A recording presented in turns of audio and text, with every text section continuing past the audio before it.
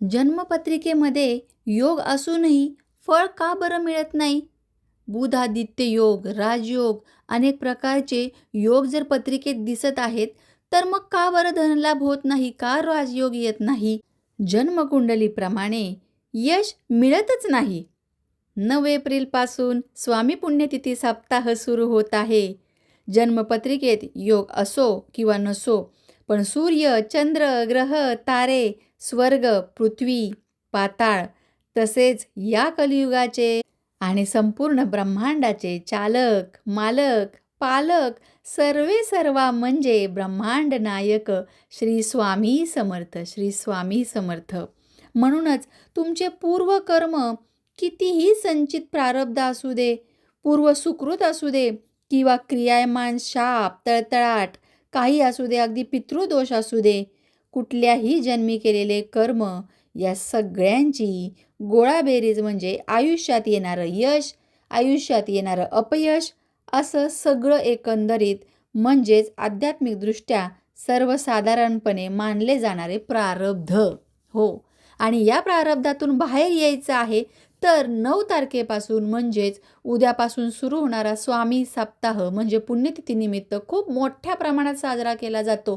ज्यांनी स्वामी जयंतीच्या दिवशी काहीच करू शकले नाहीत, अशा सर्वांनी जयंतीपेक्षा जास्त महत्त्व हे पुण्यतिथीला दिलेलं आहे.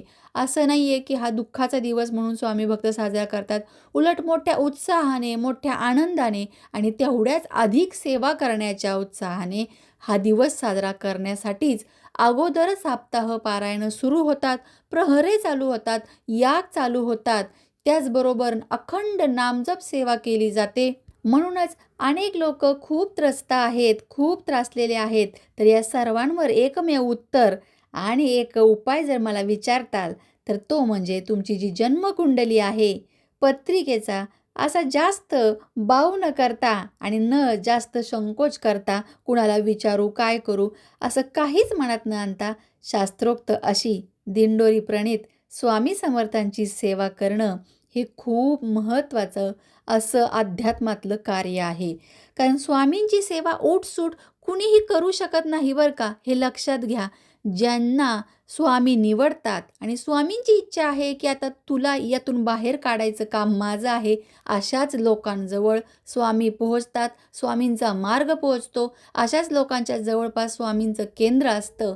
आता आमच्या इथे देखील बरेच दिवस झालं खूप लांब जावं लागत होतं, पण अगदी आता डोळ्याला समोर दिसत आहे की 9 दिवसांचं जसं नवरात्र असतं तसाच हा सप्ताह काळ अगदी स्वामींची गाणे येण्या जाणाऱ्या सगळ्या भाविकांची, सेवा करणाऱ्या लोकांची लगबग, त्या सगळ्या गोष्टी, सारख्या सूचनांचे पालन वगैरे इतकं छान वाटत आहे. एखाद्या मोठ्या सणापेक्षा काही कमी नाही आहे आणि यालाच दिवाळीसारखा सण अनेक स्वामी भक्त म्हणतात.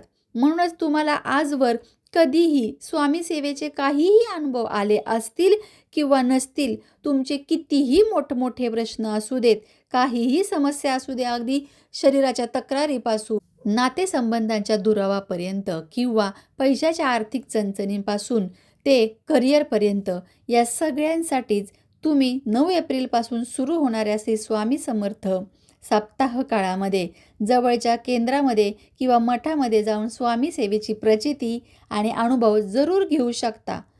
तुम्ही नियोजनपूर्व नावनोंदणी करू शकता किंवा मग त्या ठिकाणी तुम्हाला अगदी 10 मिनटं जरी नामस्मरण करण्याचा वेळ भेटला तरी नक्कीच तिथं बसा. तिथलं वातावरण, तिथला ऑरा, तिथली पॉझिटिव्हिटी नक्कीच ग्रहण करण्याचा प्रयत्न करा आणि प्रण घ्या, संकल्प घ्या की पुढच्या वर्षी या सप्ताह काळात मी जरूर भाग घेईल. जरी तुम्हाला यावर्षी जायला नसेल जमलं किंवा काही कारणाने तुम्हाला माहीत नव्हतं, तर लक्षात घ्या पत्रिकेतील योग हे सगळे ॲक्टिवेट करण्याचे जे कार्य आहे ते आपल्या स्वामींकडे आहे. म्हणून जर घरी तुम्ही पारायण केलं तर एकाचेच पुण्य मिळतं. पण अशा प्रकारे जर कुठे पारायण सुरू असेल गावच्या मंदिरात वगैरे किंवा केंद्रामध्ये, तर त्याच पारायणाचे पुण्य तीर्थक्षेत्री वगैरे जर केले तर असे सहस्त्र पुण्य त्या पारायणाचे मिळते. मग बघा, पारायण जर करायचं असेल तर केंद्रात पारायणासाठी यायचे आणि आल्यामुळेच गुरुगृही म्हणजे काय, गुरुच्या घरात आपला जो गुरु आहे त्याच्या घरात जर आपण पारायण करत असेल तर सहस्त्र पटीने पुण्य प्राप्त होते आणि तेच पुण्य आज या सप्ताह काळामध्ये प्रत्येक भाविकाला जे जे सेवेकरी बसलेत त्यांना मिळणार आहे. चला तर मग श्री स्वामी समर्थ सेवा केंद्राच्या पारायणाला बरोबर उद्यापासून बसूया. नाही जमत तर नामजप, वीणावादक किंवा स्वामीचरित्र पारायण करायला तरी बसा. गुरुचरित्राचं 7 दिवसांचं पारायण जर नाही जमलं, ही संधी चुकली तर. हेही नाही जमलं तर तिथे पडेल ती सेवा करा. कुठे काही कचरा, घाण दिसला किंवा बसकर किंवा अन्नदान, पाणीदान कुठल्याही प्रकारची जर तुम्हाला सेवा करायला जमत असेल ना, हार, फुलं आणून देण्याचे किंवा आणखीन काही असू दे, तिथं जे दिसेल त्या ठिकाणी सेवा करा. पण थोडंसं तिथे जा. तुमच्या पायांना तुम्हाला स्वतःला फक्त तिथं घेऊन जायचं आहे आणि त्यानंतरचं पुढचं सगळं काम स्वामी करणार आहेत, लक्षात घ्या. चला तर मग पुन्हा भेटूया अशाच नवीन माहितीसोबत. आणि हो, व्हिडिओ आवडला तर लाईक करा आणि प्रत्येक स्वामी भक्तापर्यंत आजचा व्हिडिओ पाठवा. नवीन सेवेकरी आहेत, त्यांना माहिती नाही आहे, बऱ्याच ठिकाणी केंद्र नाही आहेत जवळपास, तर जाण्याचं टाळाटाळ करतात ते सेवेकरी नवीन असल्याकारणाने. तर हा व्हिडिओ त्यांच्यापर्यंत पोहोचवण्याचं काम मी तुमच्या सगळ्यांवर, स्वामी भक्तांवर सोपवते आणि आजचा व्हिडिओ इथंच थांबवते. चला तर मग पुन्हा भेटू अशाच नवीन माहितीसोबत. तोपर्यंत सर्वांना श्री स्वामी समर्थ.